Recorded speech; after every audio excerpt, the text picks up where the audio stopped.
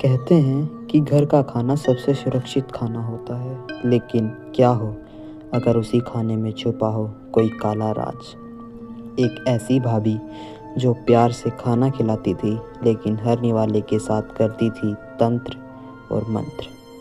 क्या था उस खाने में? क्यों बदलने लगे घर के लोग? क्यों आखिर हुआ उस रात जो ऐसा जिससे उनकी आई सच्चाई सामने?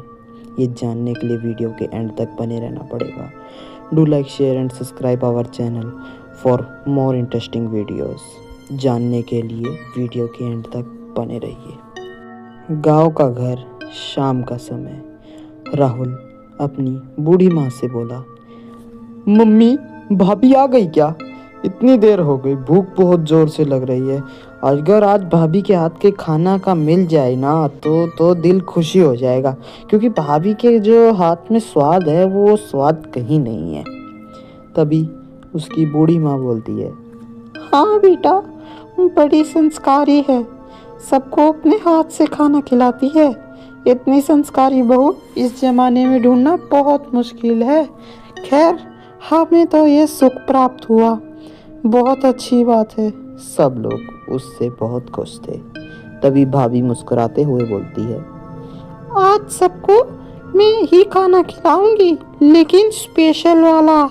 आज मैं ऐसा खाना बनाऊंगी कि सब अपनी उंगलियां चाटते रह जाएंगे। तो आप लोग तैयार है ना मेरा स्पेशल खाना खाने के लिए? इतना बोलकर भाभी थोड़ा सा मुस्कुराती है।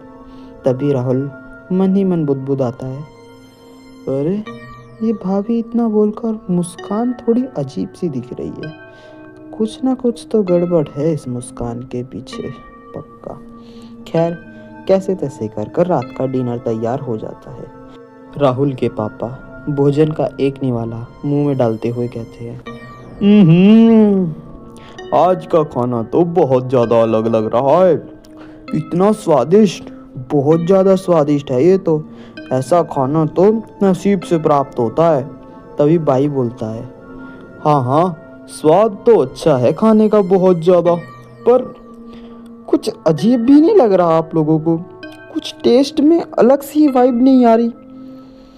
कुछ है जो कि अलग खाने में स्वाद डाल रहा है, समझ नहीं आ रहा। इतने में राहुल बोलता है, हाँ भाभी, मुझे भी ये टेस्ट आ रहा है। पता नहीं, कुछ खट्टा सा टेस्ट है, कुछ समझ नहीं आ रहा कि वो है किस चीज़ का टेस्ट। खाने का स्वाद तो बहुत बढ़िया है, लेकिन कोई अलग जो टेस्ट है वो खाने के स्वाद में दिक्कत ला रहा है। आपने इसमें कुछ अलग से भी डाला है क्या, मसाला वगैरह, जिससे इसका टेस्ट ऐसा हो रहा है? तभी भाभी धीरे से हंसते हुए बोलती है, मैंने अलग चीज डाली है, बस थोड़ा सा प्यार और खास मसाला, जिससे ये और भी ज़्यादा स्वादिष्ट बने। आप लोग चखिए ना, टेंशन मत लीजिए, मैंने बहुत मेहनत से बनाया है खाना, आप लोग खाइए। राहुल को अचानक से चक्कर आने लगते हैं। राहुल वहीं पे डोलने लग जाता है, मानो सारे घर में दुखी छा गई हो। अगले दिन मम्मी बोलती है, मुझे तो बस बहू के हाथ का ही खाना चाहिए, मैं और किसी के हाथ का खाना नहीं खाऊंगी, चाहे जो मर्जी हो जाए, किसी मर्जी शर्त पर। ना ढाबे का खाऊंगी, ना किसी के घर का, सिर्फ अपनी बहू का ही खाना खाऊंगी। तभी राहुल के पापा फिर से बोलते हैं, हाँ, वही खिलाएगी अब तो, उसी का खाना हमें सूट करता है। घर में उसका खाना बन जाए तो कैसी दिक्कत, सुबह से शाम का थका हुआ बंदा हो, रात की रोटी अगर अच्छी मिले तो भाई वो तो उसी के ही वाह करेगा, जो मर्जी कहो। तभी राहुल बोलता है, अरे वो सब तो ठीक है, पर आप सबको हो क्या गया? इतना भाभी की तारीफ, माना कि भाभी अच्छा खाना बनाती है, लेकिन मम्मी भी तो बनाती हैं। आप ऐसे क्यों कह रहे हैं कि हम भाभी भाभी भाभी? ऐसे थोड़ी होता है। हाँ, माना अच्छा खाना है, लेकिन फिर भी। तभी राहुल का भाई बोलता है, अरे तू भी अपनी भाभी के हाथ का खाना खा, सब ठीक हो जाएगा। इतना स्वादिष्ट खाना बनाती है वो, इतना स्वादिष्ट खाना तुझे किसी ढाबे, किसी 5 स्टार होटल चला जा, वहाँ नहीं मिलेगा जितना स्वादिष्ट खाना तेरी भाभी बनाती है। राहुल ये सब सुनकर थोड़ा सा अचंभे में आ गया और डर जाता है। रात में राहुल चुपके से किचन में जाता है। 2 बजे का समय होता है। राहुल चुपके से देखता है। ये क्या, काले धागे, नींबू और लाल कपड़ा, ये सब क्या है? यहाँ भाभी कर क्या रही हैं? ये तो कहीं। तभी अचानक पीछे से आवाज आती है। क्या ढूंढ रहे हो राहुल? कुछ चाहिए क्या?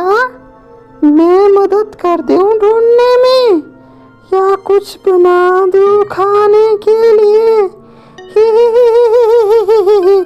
राहुल इतने में घबरा जाता है। वो बोलता है, ना ना भाभी, बस मैं तो पानी पीने आया था और कुछ नहीं। मेरा कुछ खाने का मन नहीं है। वैसे भी आप इतना स्वादिष्ट खाना बनाती हो, दिन में खा के बंदे की पेट की भूख बुझ जाए, रात में दोबारा मांगने का दिल ही नहीं करेगा। मैं तो बस पानी पीने आया था, आँख खुल गई थी बीच में। वैसे आप इतनी रात को किचन में क्या कर रही हो? देखो ऐसी कोई वैसी बात नहीं है, मतलब मैं तो वैसे ही पूछ रहा कि आप इतनी रात को किचन में क्या करने आई हो। समझ सा नहीं आया थोड़ा, इसीलिए पूछ लिया था मैंने तो। अच्छा छोड़ो भाभी, मैं तो पानी की बोतल लेने आया था। आप कंटिन्यू रखिए, मैं तो चाहता हूँ। चलो कोई नहीं। तभी इतने में भाभी की आंखें लाल हो जाती हैं। भाभी पूरे गुस्से में बोलती हैं, तुमने यहाँ आकर ठीक नहीं किया, ये बहुत गलत किया तुमने। ये बात तुम्हारी जान पर भी आ सकती है। खैर ये तुम्हारी ही गलती है कि तुमने मुझे ये सब करते हुए देखा। अरे भाभी, मैं ऐसा कुछ मकसद से नहीं आया था आपको, मतलब कि आपकी, मेरे को नहीं पता। मैं जा रहा हूँ, मैं पानी पीने आया था बस, मैं जा रहा। आप कंटिन्यू रखिए। तो गाइस आपको क्या लगता है आखिर राहुल की भाभी क्या कर रही थी? ये जानने के लिए वीडियो का पार्ट 2 देखिए। Thank you. गांव के बाहर एक पुराना बेर का पेड़ था जहां जाने की सख्त मनाही थी। वहां पर कुछ दिनों से कुछ ऐसा हो रहा था जिसको किसी के बारे में पता नहीं था। कहते थे कि जो भी वहाँ उस पेड़ के पास गया वो कभी वापस नहीं लौट पाया। लेकिन दो दोस्त रोहित और अमित इस सच को झूठ समझ बैठे और उनके साथ कुछ ऐसा हो गया जिससे पूरे गांव वाले दहशत में और डर में आ गए। उन्हें वो गलती कर दी जो उनकी ज़िंदगी की सबसे डरावनी रात बन गई। तो गाइस चलिए देखते हैं उनके साथ ऐसा क्या हुआ जिससे पूरा गांव में दहशत फैल गई। और ऐसी मोर इंटरेस्टिंग वीडियो देखने के लिए हमारे चैनल पर जाइए और हमारे चैनल को लाइक, सब्सक्राइब, शेयर और कमेंट ज़रूर कीजिए। अरे यार अमित, आज मौसम देख कितना बारिश का है। देखने में बड़ा प्यारा लग रहा है लेकिन डरावना भी है। पर इसके साथ पकोड़े मिलते तो मज़ा आ जाता। डर वाली बात अलग है पकोड़े से, कहीं पकोड़ों को डर वाली बात में मिक्स कर दे। तभी अमित हंसते हुए बोलता है, अरे डरपोक, ये तो मज़ा है मज़ा। हॉरर मूड बन रहा है इसमें, हॉरर। डरावना और पकोड़े वाली बात अलग ही होती है, पर जो डरावने का मौसम है वो तो एक नंबर लगता है देखने में। मज़ा ही आ जाता है उसमें तो, क्योंकि बारिश जो है ना स्पूकी फील बहुत देती है। तभी रोहित फिर से बोलता है, अरे मजाक मत कर, आज दादी ने फिर से उस बेर के पेड़ वाली कहानी बता रही थी। मेरे को तो लगता है दादी हमसे मजाक नहीं करती, वो असली बेर की पेड़ की कहानी है, असली। तभी अमित फिर से बोलता है, अरे वहीं बेर के पेड़ पर जाना मना है वाली कहानी सुनाई होगी। अरे वो दादी हमसे मजाक के लिए गाती है, मैंने तेरे को कितनी बार समझाया है, मजाक है वो मजाक, तू उसको सीरियस लेके बैठा हुआ है। दादी तो हमें हंसी मजाक के लिए सुनाती है ताकि हम किसी से डरे मत, तू बार बार वही बात लेके बैठ जाता है। रोहित फिर से बोलता है, हाँ हाँ मेरे को मालूम है क्या, पर वो आज कह रही थी, उन्होंने नई बात बताई कि वो कोई औरत है और वो औरत घर से आकर इंसान को ले जाती है। बड़ी अजीब सी बात है, मुझे तो बड़ा डर लगा आज की वह वाली कहानी सुनकर। अचानक बाहर से खटखट की आवाज़ आती है। दोनों एक साथ बोलते हैं। ये आवाज कैसी? अमित बोलता है। चल देख के आते हैं, क्या पता कौन आया है इतनी रात को घर के यहाँ पर। तभी रोहित बोलता है। पागल है क्या, रात के 12 बज रहे हैं, कौन आएगा इस वक्त? किसी राहगीर को मदद चाहिए होती तो आवाज भी तो देता। ये तो सिर्फ पीटे जा रहा है दरवाजा, फायदा नहीं है खोल के। यहीं बैठते हैं, कुछ ना कुछ देर में अपने आप चला जाएगा जो भी होगा। मैं तो नहीं डाल रहा। दरवाजा धीरे से अपने आप खुल गया।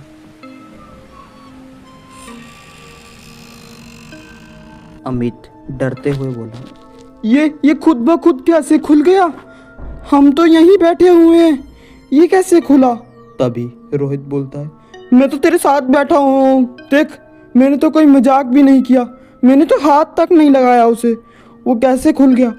भाई कुछ ना कुछ तो गड़बड़ है, हम कहीं फंस तो नहीं गए?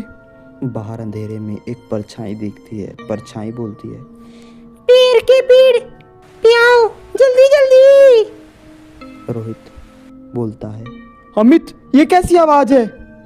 अमित बोलता है।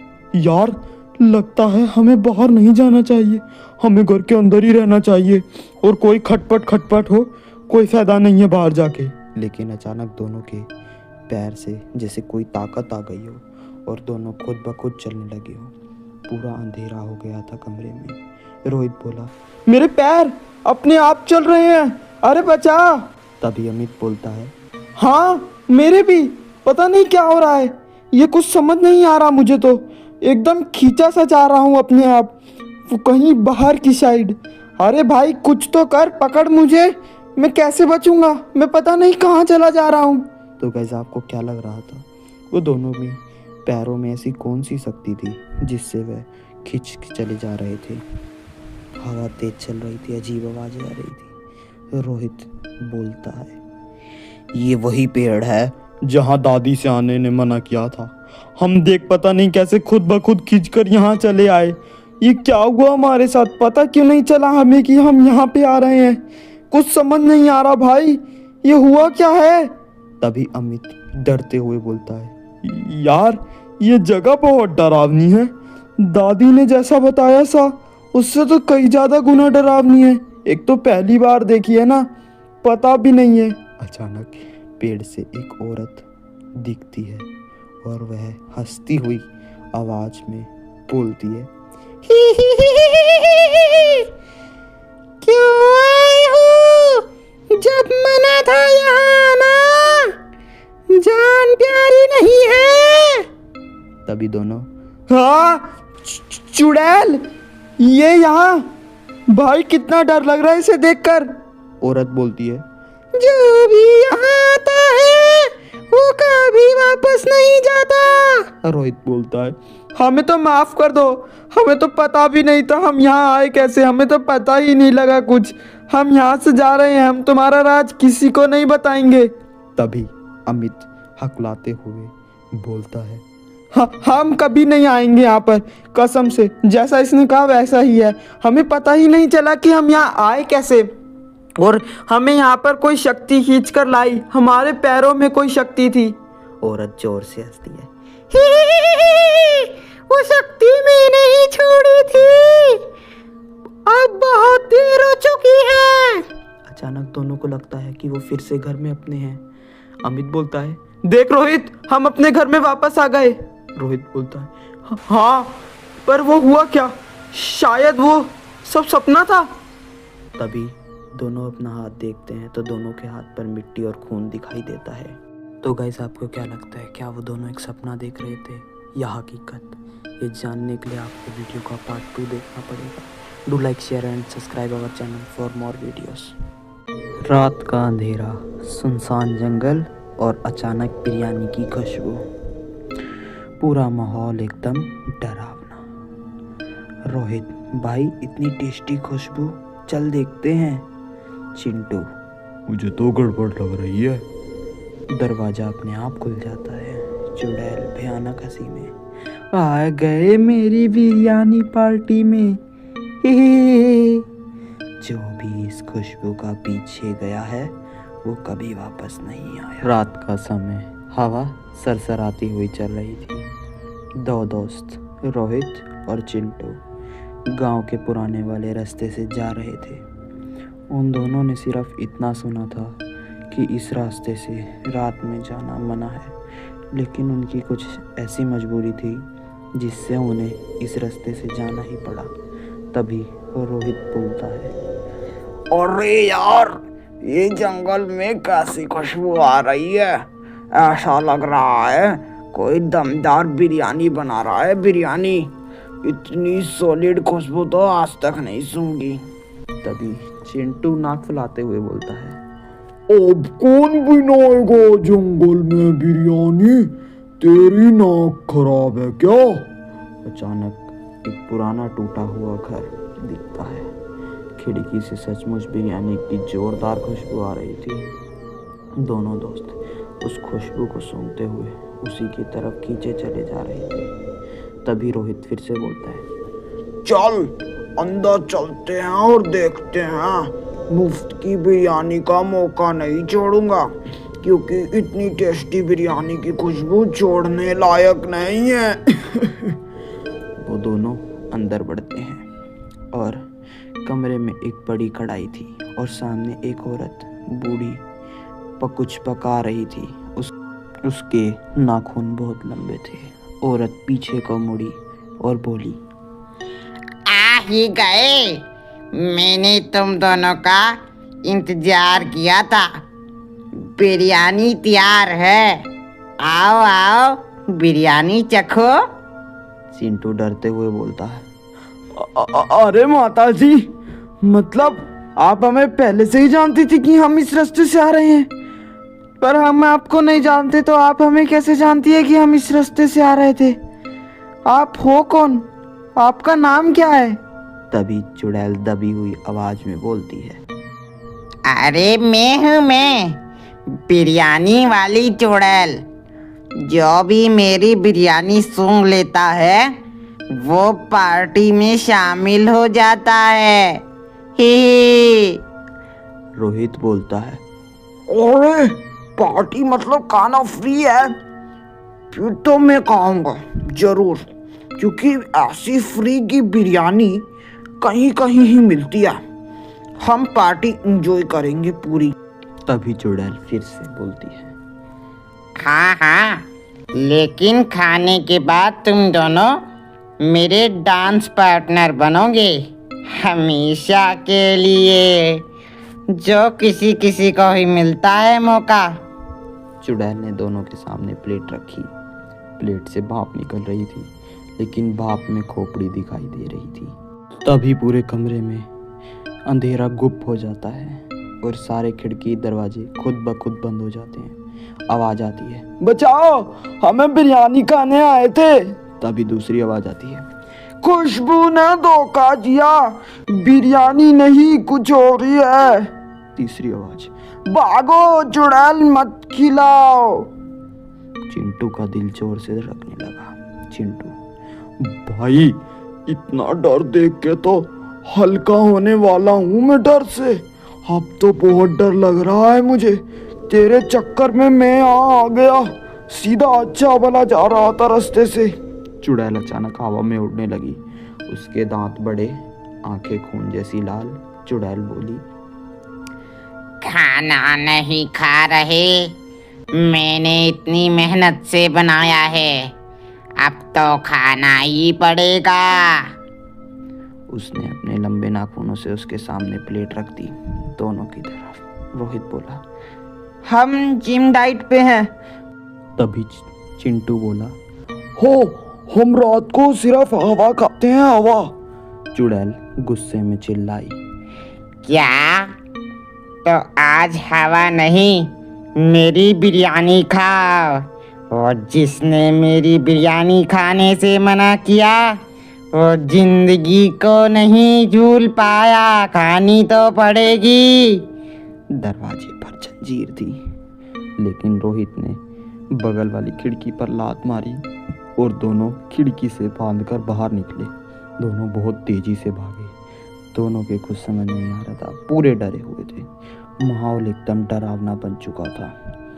पीछे से चुड़ैल उड़ती हुई उन्हीं का पीछा कर रही थी। चुड़ैल की पीछे से आवाज आई, रुको, मेरी बिरयानी का स्वाद तो चक्कर जाओ। रोहित दौड़ते हुए बोला, हम रोज सूंघकर चले जाया करेंगे पक्का, हमें छोड़ दो। चिंटू बोला, हाँ मैडम, अल्टरनेट डे पर आएंगे। दोनों किसी तरह गांव के किनारे पर पहुंचते हैं। सांस फूल रही थी। तभी चिंटू घबरा कर बोला, भाई फिर से बिरयानी की खुशबू आ रही है, इसका मतलब समझा? रोहित बोला, हाँ, पर ये खुशबू गांव में कैसे? ये तो वो पुराने रास्ते से आ रही थी। कहीं वो जो मैं सोच रहा हूँ वही तू भी तो नहीं? तभी फिर से चिंटू बोलता है, हाँ भाई, मैं भी वही सोच रहा हूँ। कहीं वो चुड़ैल हमारा पीछा करते करते गांव तक तो नहीं पहुंच गई, और अगर वो गांव तक पहुंची होगी तो हमारी जान कोई नहीं बचा सकता। भाई कुछ तो कर, अब तेरे ऊपर ही है सब, मैं तो कुछ नहीं कर सकता, तू ही बचा सकता है। तभी रोहित फिर से बोलता है, अरे मैं क्या कर सकता हूँ, मुझे खुद कुछ समझ नहीं आ रहा। खैर तू टेंशन मत ले, मैं देखता हूँ। तो गाइस, आपको क्या लगता है, क्या उन दो दोस्त की जान बच पाई? ये जानने के लिए वीडियो का पार्ट 2 देखिए। सुबह की ठंडी बर्फ, 3 दोस्त ट्रैकिंग पर। सब कुछ शुरू हुआ एक बर्फीली सुबह के साथ, जब 3 दोस्त एक ऐसी गुफा में पहुंचे जिसे सूरज की पहली किरण भी छू नहीं सकती थी। गुफा से आती डरावनी हंसी, और अंदर कोई उनका इंतजार कर रहा था, कोई जो सदियों से अकेले था।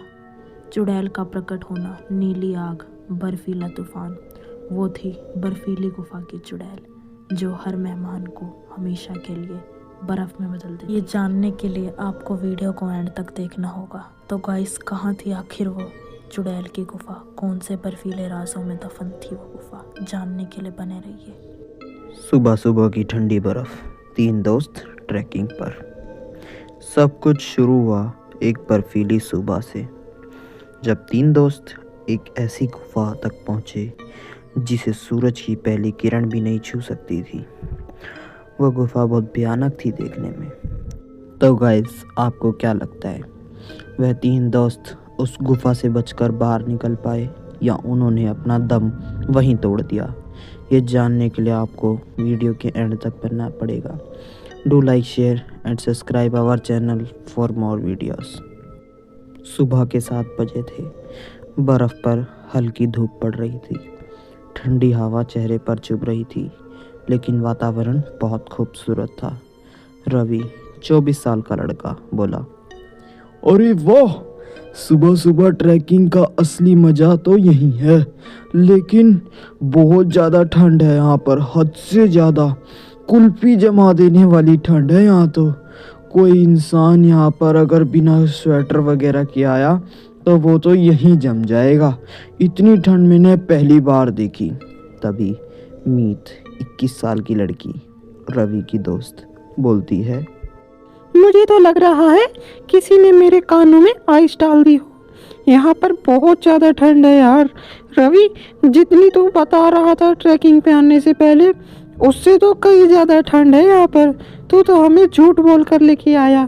यहाँ पर इतनी ठंड होती और मुझे पता होता तो मैं यहाँ कभी नहीं आती। नैना, उनकी तीसरी दोस्त, बोलती है, चलो चलो जल्दी चलो, सूरज निकल आया है।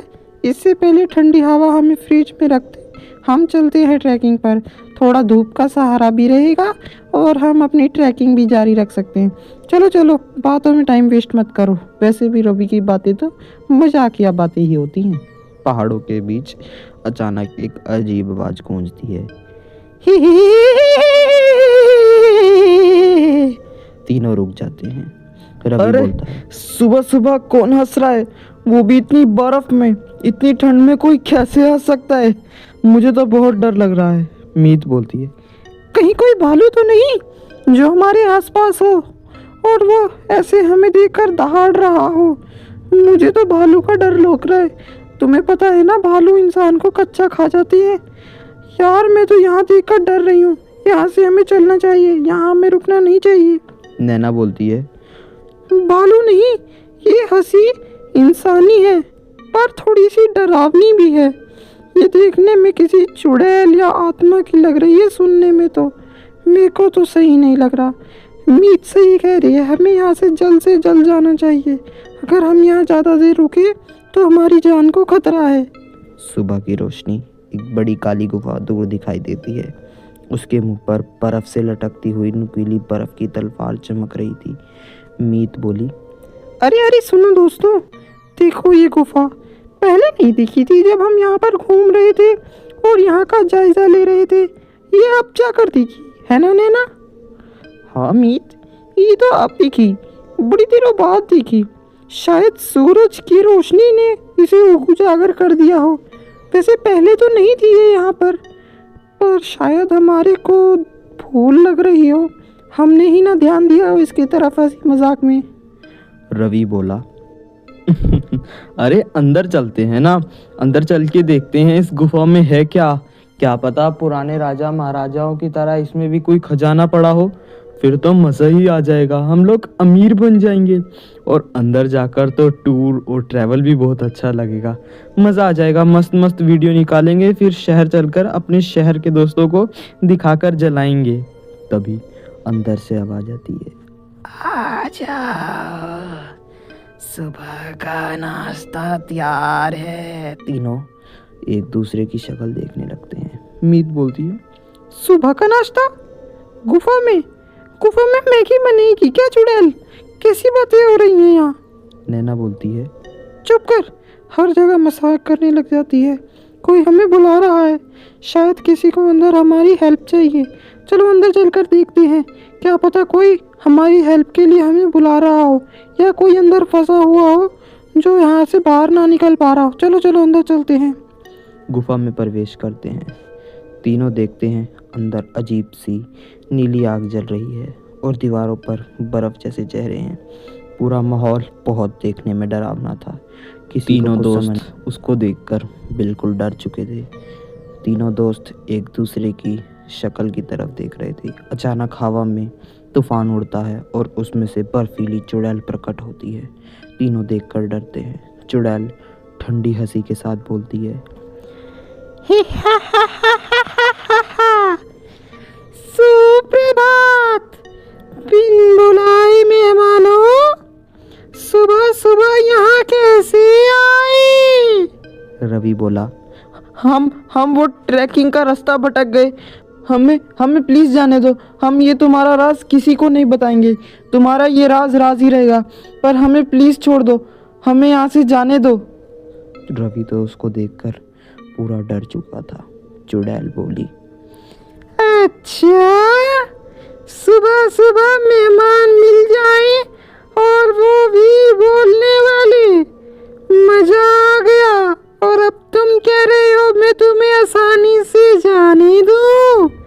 ऐसा थोड़ी होता है, कैसी बातें कर रहे हो?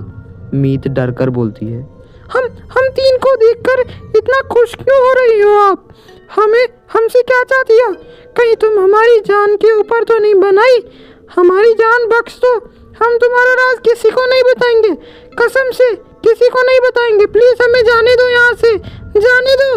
चुड़ैल बोलती है, क्योंकि मेरी गुफा में बात करने वाले मेहमान बहुत दिन बाद आए हैं, इनकी खातिरदारी तो करनी पड़ेगी। ही। चुड़ैल उंगली घुमाती है और तीन एक बर्फ के कक्ष में पहुंच जाते हैं। आखिरकार उनके साथ ऐसा क्या हुआ गाइस, ये जानने के लिए आपको वीडियो का पार्ट 2 देखना पड़ेगा। Do like, share and subscribe our channel for more videos. Chandpur गांव में पिछले 7 दिनों से एक ही चीज़ गायब हो रही है, पोहा और सिर्फ पोहा। जानती हूँ सुनने में अजीब लग रहा है, लेकिन रात के अंधेरे में कोई रसोई में घुसता है, कढ़ाई खनकती है, नींबू कटता है और सुनाई देती हैं खर खर की आवाज़ें। लोग कहते हैं कि ये किसी इंसान का नहीं, एक ऐसी चुड़ैल का काम है जो सिर्फ पोहे पर जीती है। लेकिन एक रात जब 2 बच्चों ने उसे अपनी आंखों से देखा, तब उन्हें पता चला कि वो सिर्फ पोहा नहीं खाती, उसके साथ कुछ और भी करती है। और आज उस सच का खुलासा होने वाला है। जानने के लिए वीडियो को जरूर देखिए। गांव चांदपुर में उस दिन सबको कुछ अजीब लग रहा था। हवा में एक अलग सी ही नमी थी। रसोई में से नींबू, हरी मिर्च, प्याज सब गायब। सभी लोग सहमे सहमे से लग रहे थे। तभी दादी चौंक कर बोलती है, अरे बहू, पोहे बनाने की सारी चीजें कौन ले गया? रात को तो मैंने यहीं रखी थी। इतनी जल्दी यहाँ से कैसे गायब हो गई? बच्चे तो लेके जा नहीं सकते क्योंकि वो तो स्कूल जाते हैं और जल्दी छुट्टी भी नहीं होती उनकी। तभी बहू यानी माँ बोलती है, कहीं बिल्ली ना ले गई हो या फिर कोई चूहा वगैरह आया हो। और ऐसे तो बच्चे लेके भी नहीं जाते, वो तो पता के लेके जाते हैं अगर कोई भी चीज लेते हो। मैंने भी सुबह से कुछ नहीं बनाया अभी, तो ये चीजें गई कहाँ सारे पोहा बनाने की? दादी बोली। बिल्ली पोहे का सामान ले जा सकती है? ये जरूर किसी भूत का काम है। मुझे तो वही पोहे वाली चुड़ैल लग रही है ये। मुझे नहीं लगता ये किसी आम इंसान का काम है या बिल्ली का काम है। बहू, तू मेरी बात मान ना मान। तभी उसी वक्त राघव और पिंकी कमरे से निकलते हैं। पिंकी बोलती है, दादी, क्या फिर किसी चुड़ैल का नाम ले रही हो? ये हमने बहुत बार सुना है आपके मुंह से। माँ कहती है ये सब झूठ है, आप हमें सिर्फ कहानी सुनाती हो। दादी बोली। हाँ, वो जो रात को पोहा खाती है, पोहे वाली चुड़ैल की बात कर रही हूँ मैं। और मैं झूठ नहीं बोलती और ना ही कहानी सुनाती हूँ। जो सच है सिर्फ उसको ही बताती हूँ, क्योंकि सच जानना बहुत जरूरी है। बच्चे हंस पड़े, पर दादी के चेहरे पर सच्चा डर था। तो गाइस, आपको ऐसा क्या लगता है, आखिर वो पोहे वाली चुड़ैल कौन थी? और वो सिर्फ राघव और पिंकी के घर में ही क्यों आती थी पोहा खाने के लिए? यह जानने के लिए आपको वीडियो के एंड तक बना रहना पड़ेगा। इसीलिए do like, share and subscribe our channel for more videos. रात ने गांव को घेर लिया था। दूर दूर से अजीब आवाज़ें आ रही थी। इस तरीके की आवाज़ सुनाई दे रही थी। पूरा माहौल डरावना हुआ था। तभी राघव की आँख खुल जाती है और वो अपनी बहन को भी उठाता है और बोलता है, ये कौन खा रहा है? ये तो किसी की चबाने की जैसी आवाज लग रही है। ऐसी आवाज तो सिर्फ चबाने पे ही आती है, वो भी कुछ नमकीन जैसी चीज चबा रहा हो कोई। बहन, तुझे भी आ रही है ये आवाज? तुझे क्या लगता है ये कौन है जो इतनी रात को कुछ चबा रहा है? पिंकी डरते हुए बोलती है, चल जाग के देखते हैं, क्या पता कुछ देखने को मिल जाए। क्या पता हमें दादी वाली जो दादी कहानी सुनाती है, पोहे वाली चुड़ैल, कहीं वही देखने को मिल जाए तो हम सच सामने ला सकते हैं। चल भाई, पता करते हैं कि वो चुड़ैल भी है या दादी हमें माँ सही बताती है कि दादी हमें कहानी सुनाती है। दोनों भाई बहन किवाड़ की दरार से जागते हैं। दोनों के मन में बहुत से सवाल थे, पर वो जैसे ही किवाड़ से रसोई की तरफ देखते हैं, दोनों देखकर हक्के बक्के रह जाते हैं। रसोई में लंबे बालों वाली, उल्टे पैर, लाल चोली पहने कोई झुककर पोहे का टिफिन चट कर रही थी। पिंकी उसे देखकर डर जाती है और डरी हुई आवाज में बोलती है, अरे राघव, ये तो सच में चुड़ैल है। मतलब जो दादी हमें कहानी सुनाती थी वो सच थी कि पोहे वाली चुड़ैल असलियत में है, और माँ जो बताती थी वो गलत है कि हाँ, चुड़ैल कुछ नहीं होता। भाई, मुझे तो इसे देखकर बहुत डर लग रहा है। कहीं से पता लग गया कि हमने इसका राज देख लिया है तो ये हमें मार ही देगी। मुझे तो बहुत ज्यादा डर लग रहा है भाई इसे देखकर। चुड़ैल मुंह उठाकर बोलती है, पोहे में कटा नींबू कहाँ है? मुझे बिना नींबू का पोहा पसंद नहीं है। अगर मुझे नींबू नहीं मिला तो मैं तुम लोगों के साथ बहुत बुरा कर सकती हूँ। बच्चे डर से बेहोश होते होते बचते हैं। अगली सुबह हुई। दादी ने दोनों बच्चों की बातें सुनी। दादी वह बात सुनकर हक्का बक्का रह गई। दादी बोली, मैंने कहा था ना, चुड़ैल को पोहा चाहिए, नहीं तो वो किसी के भी घर में घुस जाती है और पोहा खाए बिना उस घर को नहीं छोड़ती। मैं कभी झूठ नहीं बोलती, मैंने ये बहुत पुरानी बात सुनी थी। माँ गुस्से में बोलती है, ये क्या उल्ट सुल्ट बता रही हो अम्मा? बच्चों को तो ऐसे मत डराओ। चुड़ैल अगर होती तो हमें भी देखती ना, हमसे ये बात करती। छोटे छोटे बच्चों के मन में ये तुम क्या भर रही हो? ऐसा कुछ नहीं होता बच्चों, ये सब सिर्फ कहानियां हैं और तुम ऐसी कहानियां मत सुना करो। उसी समय खिड़की से आवाज आती है, मैं पोहा खाए बिना नहीं जाती। ही ही ही ही। सबके हाथ से चीजें गिर पड़ी। पिंकी ने हिम्मत करके पूछा, तुम हमें डराती क्यों हो? तुम हमसे क्या चाहती हो? हम तुम्हें पोहा दे तो रहे हैं, तुम हमारे घर छोड़ के जाओ, हमें परेशान मत करो प्लीज। चुड़ैल बोलती है, मैं किसी को डराती नहीं। मुझे तो बस नाश्ता पसंद है, पोहा, वो भी नींबू वाला पोहा। रात को पूरे परिवार ने रसोई में छुप कर बैठने का प्रोग्राम बनाया। चुड़ैल का इंतजार करने लगे। घड़ी में 12 बजते ही दोबारा वही आवाज आने लगी।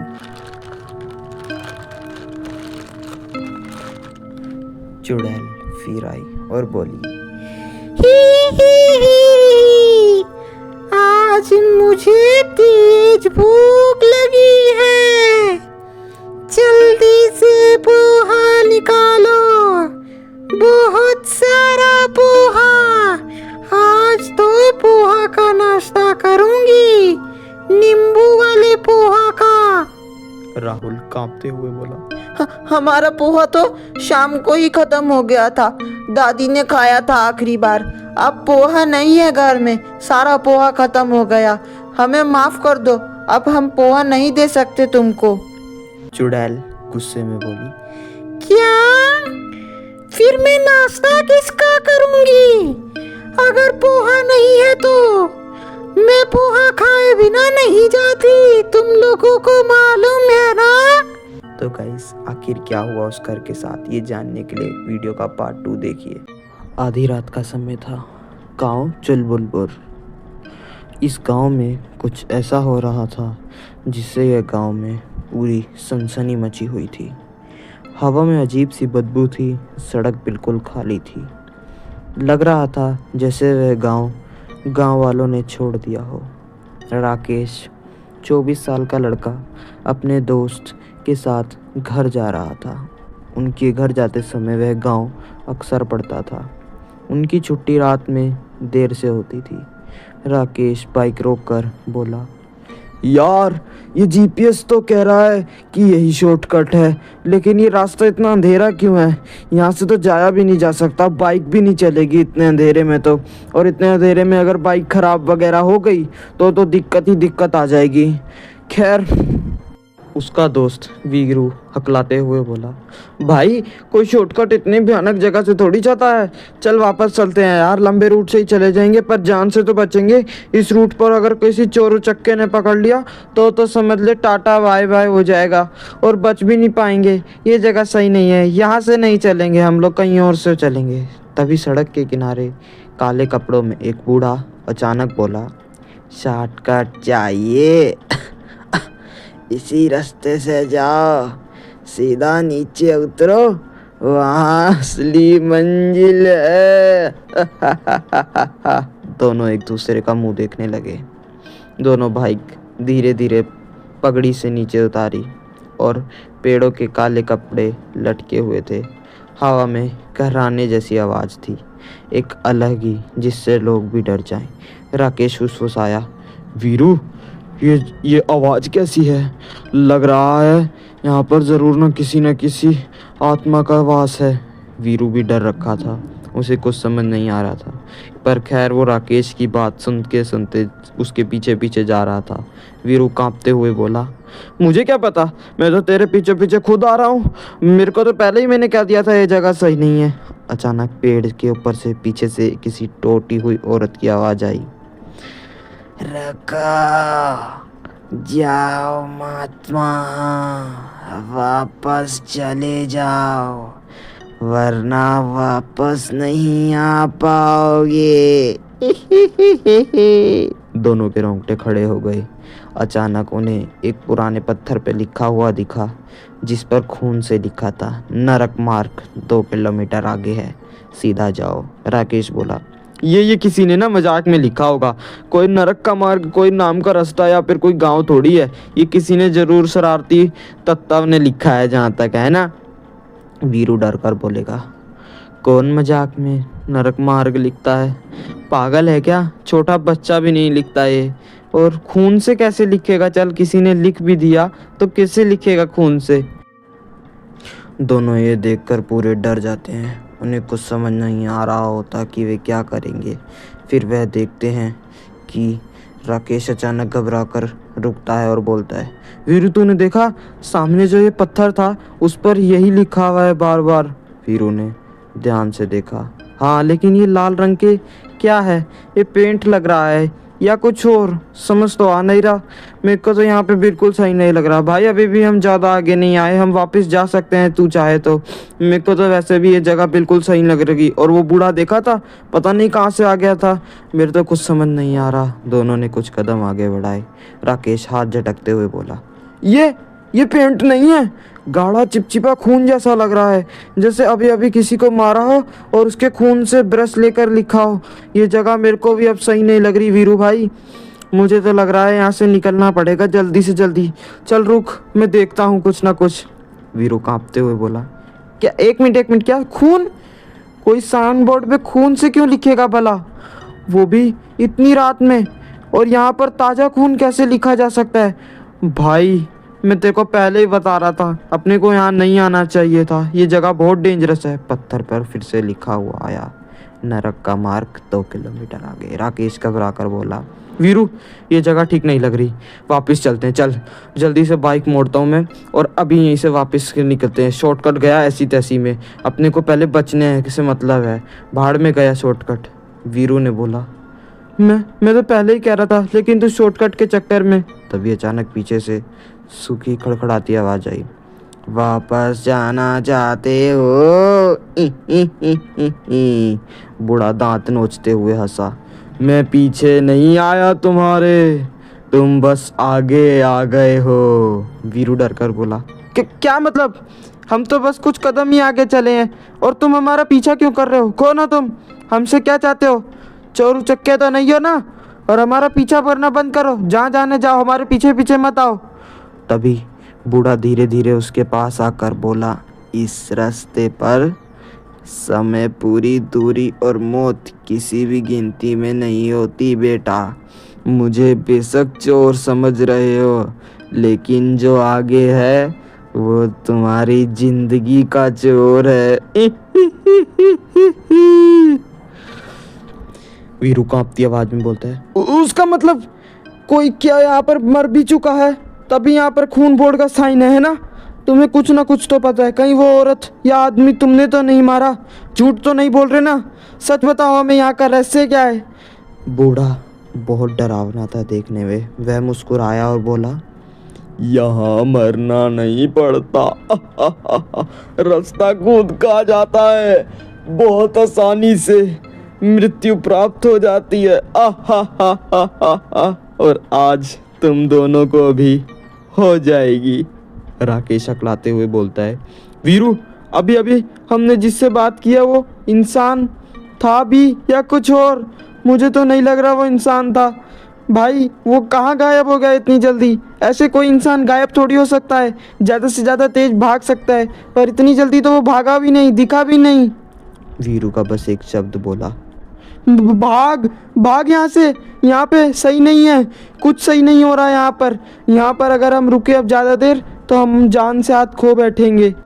गाइस आखिरकार वह बूढ़ा था कौन और वो इस रास्ते के बारे में क्या जानता था, और क्या वो वीरू और राकेश को बचाने की कोशिश कर रहा था या फिर वो उनको मौत के मुंह में धकेलना चाह रहा था।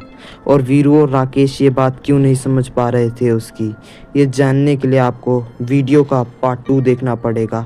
ऐसी मोर इंटरेस्टिंग वीडियो देखने के लिए हमारे चैनल के साथ जुड़िए और हमारे चैनल को लाइक, शेयर और सब्सक्राइब कीजिए। Thank you. रात के 11 बज रहे थे, सड़क पर तेज हवा चल रही थी, पेड़ ऐसे हिल रहे थे जैसे कोई फुसफुसा रहा हो। राहुल 24 साल का लड़का अपने दोस्त के साथ काम से वापस आ रहा था।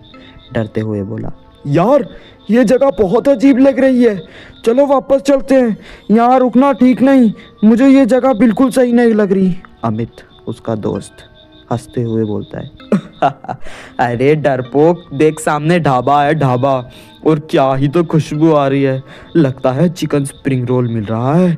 और तेरे को पता ही है, जहाँ चिकन स्प्रिंग रोल मिले वहाँ चाहे भूत भी बैठा हो मेरे साथ, मैं तो तब भी खाना पसंद करूँगा तभी उन्होंने देखा दूर से कि ढाबे के बाहर एक टेढ़ा मेढ़ा बोर्ड लटका था, गर्मा गर्म चिकन स्प्रिंग रोल, सिर्फ रात में, लेकिन स्वाद ऐसा कि देखकर सब हैरान हो जाए। राहुल, सिर्फ रात में? ये कैसा ढाबा है भाई, बड़ा अजीब लग रहा है देखने में। अचानक दरवाजा अपने आप खुला और अंदर से एक औरत की खतरनाक आवाज़ आती है।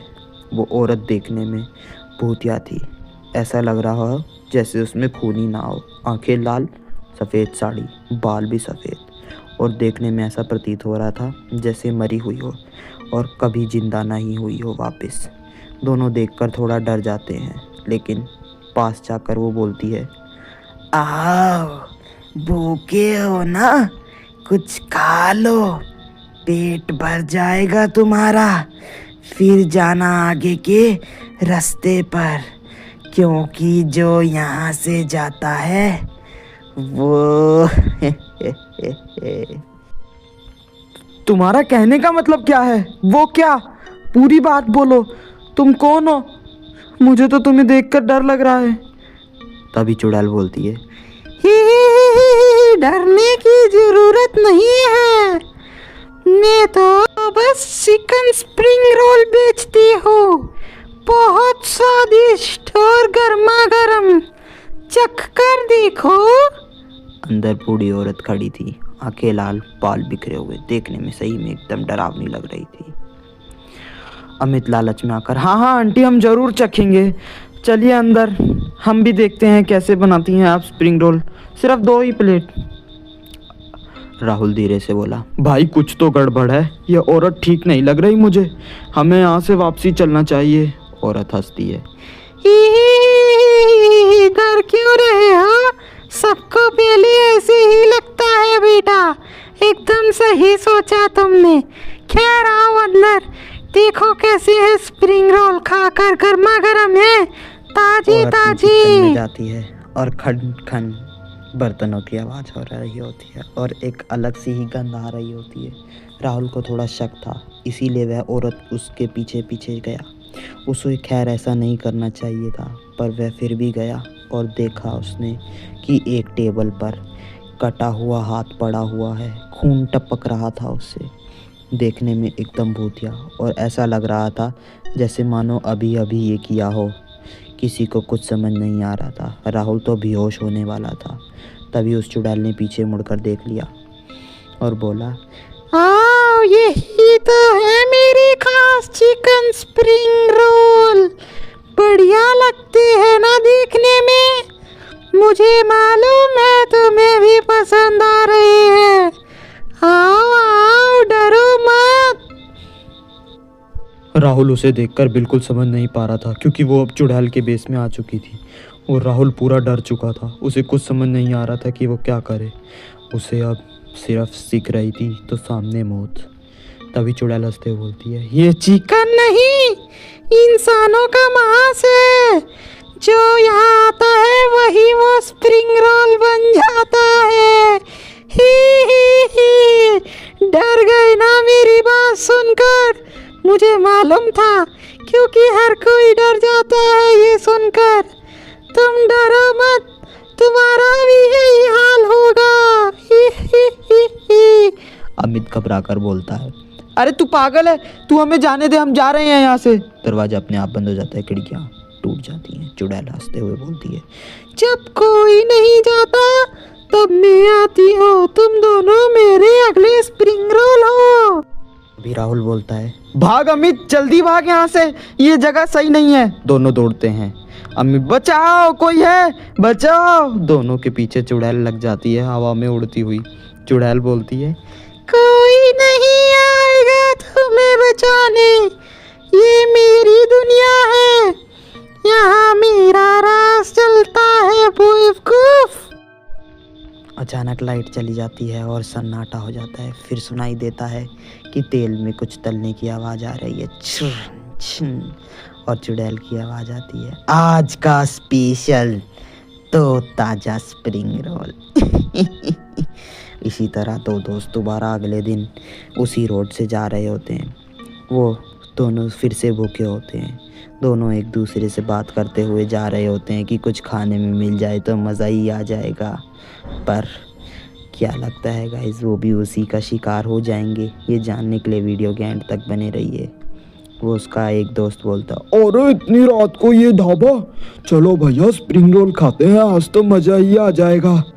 भाई साहब, इतनी रात को शुक्र है कोई ढाबा तो खुला हुआ है, वरना तो सब बंद हो जाते हैं और मज़ा भी नहीं आता। इतने में उसका दूसरा दोस्त बोलता है, भाई ये आवाज़ और ये थोड़ी बात अजीब नहीं है तेरी? ये देखना, इतनी रात को कौन सा ढाबा खुलता है? मुझे तो यहाँ सही नहीं लग रहा, मुझे नहीं लगता हमें यहाँ रुकना चाहिए। भाई यहाँ से चलते हैं, कहीं और खा लेंगे, कोई बढ़िया सा होटल देखकर, ये ढाबा बिल्कुल सही नहीं है। पर इतने में ही उसी चुड़ैल की आवाज़ आती है, आओ, मैं आती हूँ तुम्हारे लिए स्प्रिंग रोल लेकर, मुझे मालूम है तुम्हें स्प्रिंग रोल खाने हैं ना, बहुत स्वादिष्ट है, आओ चख कर देखो एक बार। औरत किचन में जाती है और देखती है कि अंदर वही उस दोनों के हत्थे हाथ और उनके शरीर के अंग को स्प्रिंग रोल में बदल रही होती है। तो गाइस वीडियो का एंड जानने के लिए वीडियो के पार्ट 2 को देखिए। Do like, share and subscribe our channel for more videos. Pratapganj बरसों से सूखा पड़ा था। गांव के खेत बुरी तरह से सूखे। लोग आकाश की तरफ देखते और कहते, हे भगवान, अब तो दया कर, थोड़ी सी वर्षा करा दे, बच्चों का पेट कैसे पाले, ना कोई फसल है, ना हमारे खेतों में हरियाली, कुछ तो मदद कर। गांव का सबसे गरीब आदमी रामू अपनी झोपड़ी के बाहर बैठा रो रहा था। उसकी पत्नी सीता उससे बोल पड़ी, रामू, बच्चे 3 दिन से भूखे हैं, कुछ तो करना होगा, और अब की बार तो सुना है कि खेत में फसल भी सही नहीं है। रामू बुरी तरह से रोने लगा और गहरी सांस लेके बोला, मैं क्या करूं सीता, खेत बंजर हो गए हैं, उसमें मिट्टी सूखी सूखी हो चुकी है, साहूकार कर्ज के लिए गला दबा रहा है, क्या करूं मैं, किसके लिए कैसे पैसे लाऊं? आखिर गाइस प्रतापगंज के साथ ऐसा क्या था कि वहाँ बरसों से सूखा पड़ा था? ये राज बहुत गहरा था और बहुत सदियों पुराना था। ये जानने के लिए आपको वीडियो को एंड तक देखना होगा। उसी रात गांव के बाहर वाले पीपल के पेड़ से एक अजीब सी हंसी सुनाई दी और वहां पर रामू खड़ा था। धन चाहिए क्या?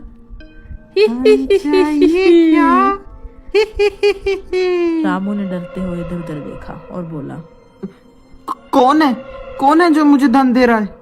अंधेरे में सफेद साड़ी पहने एक औरत उल्टा पेड़ से लटकी हुई थी। उसके पैर उल्टे थे और आंखें लाल थी। मैं तेरी गरीबी दूर करने आई हूँ। रामू के रोंगटे खड़े हो गए। उसे समझ नहीं आ रहा था कि आखिर ये औरत कौन है और ये पेड़ से उल्टी कैसे लटकी हुई है। आखिर क्या राज था गाइस उस औरत का? ये जानने के लिए वीडियो के साथ बने रहे और ऐसे इंटरेस्टिंग वीडियो के लिए हमारे चैनल को सब्सक्राइब कीजिए। वो औरत बोली, अगर तुझे धन चाहिए तो तुझे मेरी एक शर्त माननी होगी, तभी तुझे धन मिल सकता है, और मैं तेरे परिवार को रातों रात करोड़पति बना दूंगी। ना तुम्हें कभी खाने की कोई परेशानी होगी, ना धन की। सारे गांव में तुम सबसे अमीर होगे। रामू के मन में लालच आ गया और वो कांपते हुए बोला, कैसी शर्त? कौन हो तुम और मुझे कैसे जानती हो? मेरा नाम भी जानती हो तुम? मुझे हाँ लेकिन धर चाहिए। कैसी शर्त माननी पड़ेगी तुम्हें? बताओ मुझे। तभी चुड़ैल हंसती है। हर अमावस्या को तुझे मुझे एक चीज देनी होगी जो मुझे पसंद होगी। मैं अपने हिसाब से तुझसे कुछ भी मांग सकती हूँ। बदले में मैं तेरे पास इतना धन दूंगी कि तू उसे संभाल नहीं पाएगा। अचानक से तभी खुद से पेड़ से सिक्के गिरने लग जाते हैं और वो चुड़ैल हंसने लग जाती है। क्या क्या चाहिए तुझे? वक्त आने पर तुझे सब मिलेगा, पर मेरी शर्त माननी होगी। अचानक तेज हवा चलने लगी और पीपल के पेड़ से सोने के सिक्कों की बरसात होने लगी। रामू कांपते हुए बोला, ये सच में सोना है? चुड़ैल की आवाज गूंजी, आज से तेरे घर में धन वर्षा होगी, जा। अगले दिन पूरे गांव में खबर फैल गई। अरे भाई, रामू के घर तो सोना बरस रहा है, सोना। हाँ मैंने भी सुना है। रामू तो बहुत अमीर हो गया है। उनकी झोपड़ी में से सोना गिरता है, सोना। पता नहीं क्या क्या होता जा रहा है। लोग दौड़े दौड़े आए। सीता खुश होकर बोल पड़ी, देखो रामू, हमारी तो किस्मत ही बदल गई। कितना सारा धन हो गया हमारे पास। अब हमें किसी भी चीज की कमी नहीं होगी। हम अपने बच्चों को मनपसंद चीजें दिला सकते हैं, उनके खाने के लिए मनपसंद चीजें बना सकते हैं। अब हमें कभी भी किसी के आगे धन के लिए हाथ नहीं पसारने पड़ेंगे। रामू मन ही मन डर रहा था, क्योंकि वो एक राज जानता था कि ये खुशी ज्यादा दिन की नहीं है। उसके बदले में उसे बहुत बड़ी कीमत चुकानी पड़ेगी। हर रात छत से सोने के सिक्के गिरते, बच्चे हंसते। बाबा, आज तो हम भूखे नहीं सोना पड़ेगा, इतना सारा धन गिर रहा है। बाबा, बाजार से मोमोज लाना मेरे लिए, मजा आ जाएगा। आज तो हम घर में पार्टी करेंगे, बहुत पैसा है हमारे पास। उसके बच्चे अब बहुत ज्यादा खुश रहने लगे। लेकिन हर अमावस्या को घर के बाहर एक हंसी गूंजती, जो सिर्फ रामू को पता थी। मेरा हक याद है ना? मैं आऊंगी हर अमावस्या की रात तुझसे एक चीज बदले में लेने। अगर मुझे वो नहीं मिली तो तू जानता है ना। पहली अमावस्या आई। चुड़ैल दरवाजे पर खड़ी थी और रामू खिड़की से उसे देख रहा था। तो वो चुड़ैल तभी बोल पड़ी, ही, मुझे तेरी सबसे प्यारी चीज चाहिए। मैं उसे छीन कर ले जाऊंगी। अगर तू मुझे नहीं देगा तो तू जानता है कि मैं क्या कर सकती हूँ। रामू घबराता है। वो बोल पड़ा, मेरी सबसे प्यारी चीज? ऐसी तो कोई चीज ही नहीं है, पर अगर जो भी है मैं तुम्हें देने के लिए तैयार हूँ। चुड़ैल ने उसकी बकरी की तरफ इशारा किया। ये बकरी चाहिए मुझे। सीता चिल्लाई, नहीं, ये तो हमारे बच्चों का सहारा है, मैं इसका सौदा नहीं कर सकती। चुड़ैल की आंखें एकदम से लाल हो गई। सौदा याद है ना रामू, चुकाना तो पड़ेगा। डर के मारे रामू ने बकरी दे दी और चुड़ैल गायब हो गई। उस रात सोने की दुगनी बरसात हुई, पर सबकी आंखों में अब आंसू थे। अब रामू के मन में लालच घर करने लगा। वह बोला, अगर हर बार कुछ देकर ज्यादा सोना मिलता है तो क्यों ना मैं कुछ ऐसा दूं जिससे मुझे बहुत सारा सोना मिले और दोबारा इसकी जरूरत ही ना पड़े। सीता चौंक जाती है और बोल पड़ती है, रामू, मुझे ये खेल खतरनाक लग रहा है। इसमें हमारी जान का जोखिम है। तुम जो ये शर्त मान रहे हो, आगे जाकर ये हमारे लिए बहुत मुश्किल खड़ी कर सकता है। दूसरे अमावस्या को चुड़ैल आई और बोली, इस बार मुझे तेरी गायें चाहिए। रामू ने बिना सोचे समझे गायें दे दी। गांव वाले कहने लगे, रामू की तो किस्मत खुल गई भैया। अरे हाँ बहन, बहुत बढ़िया किस्मत खुली उसकी। एकदम से धन की वर्षा ही हो गई उस पे तो। रामू की आंखों के नीचे काले गड्ढे बढ़ते जा रहे थे। शायद उसकी लालच उसके अंदर घर कर चुकी थी। तीसरी अमावस्या की रात सर पर थी। हवा पहले से ज्यादा ठंडी थी। चुड़ैल उसके घर आई और धीरे से बोली, अब मुझे तेरी सबसे कीमती चीज चाहिए। रामू कांप गया और डरकर बोला, अब मुझे क्या चाहिए तुझे? मेरे पास तो ऐसा कुछ है ही नहीं जो सबसे कीमती हो, और मुझ पे बचा ही क्या है? तभी चुड़ैल ने उसकी बेटे की तरफ उंगली की। सीता उसे देखकर चीख पड़ी, नहीं, ऐसा नहीं हो सकता। रामू की हालत बुरी तरह से खराब हो गई। उसके हाथ से लालच का नशा एकदम से उतर गया। उसने हाथ जोड़ लिया और वो जमीन पर गिर पड़ा और बोल पड़ा, मैंने गलती की है, मुझे धन नहीं चाहिए, चाहे तुम ये सारा धन ले लो, पर मेरे बच्चे को मत लेके जाओ, मुझसे मत दूर करो मेरा बच्चा। तभी चुड़ैल की हंसी गूंजी। ये तो पहले सोचना था ना, लालच क्यों की तब। घर की दीवारें हिलने लगी। सोना एकदम से राख में बदलने लगा, जैसे सारा श्राप एकदम से वापस हो रहा हो। रामू रोने लगा। मुझे माफ कर दो, मेरे से गलती हो गई है बहुत बड़ी। तभी वो चुड़ैल हंसते हुए बोली, इसे छुड़ाने का एक ही तरीका है, तुझे। गाइस आखिर क्या हुआ ये जानने के लिए आपको वीडियो का पार्ट 2 देखना होगा। और ऐसी इंटरेस्टिंग स्टोरी के लिए हमारे चैनल को सब्सक्राइब कीजिए और इस वीडियो को लाइक शेयर कीजिए।